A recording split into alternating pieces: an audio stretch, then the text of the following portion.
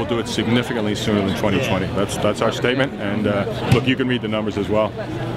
We'll definitely beat 2020. All right.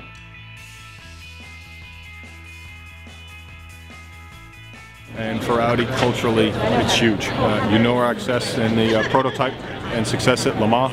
And culture that makes us competitive, it makes us want to innovate, and it makes us make every blessed thing count. That's exactly what racing does, and that's what the company is across the board. And I think some people use racing just purely as a marketing ploy. It says, well, let's be a performance company, let's get out on a racetrack.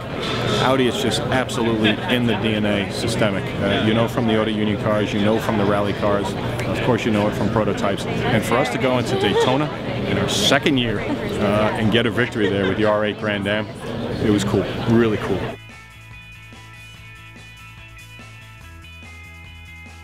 And we've always been an enthusiast brand. We think there's an opportunity to turn that up a notch. In my opinion, we've been a little inconsistent with our RSs. Sometimes they're here and sometimes they're not here. But if you look at our recent flow, we're getting a lot more consistent. You know, from the TT, the RS5, which we launched, as you know, Cabrio is coming out soon, and then we announced in Detroit the RS7.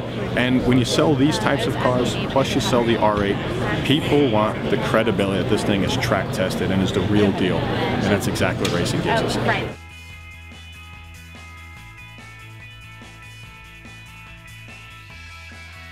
You know, at the end of the day, we always look upon Audi as being a brave company, a company that takes risk, a company that goes against convention and takes chances. And what Prom is, at the very end of the day, is a very human tale. It's a human tale of a kid getting empowered with an Audi and a kid taking a bold move. And you know what we like, it's a story we all know. We all know extremely well. And we thought it was a really cool way to display it. And the buzz is good. The buzz is really good.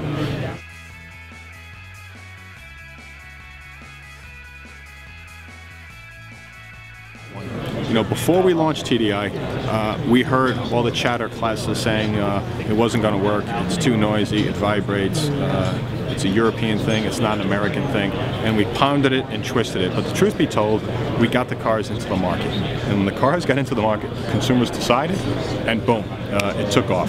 So we have 2 in the market now, as you know, A3 Sportback and the Q7, and now we have 4 more on the way. And believe me, we wouldn't bring a car if we didn't think they'd be successful.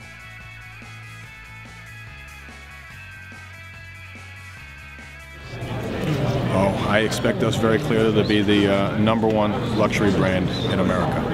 And I don't mean that by sales, I mean that in terms of prestige, recognition, opinion, awareness. This brand has come a long way in 5 years. And I'm thrilled as can be about the next 5 are going to be, because we're on a roll, and I and we fully intend to keep it on a roll.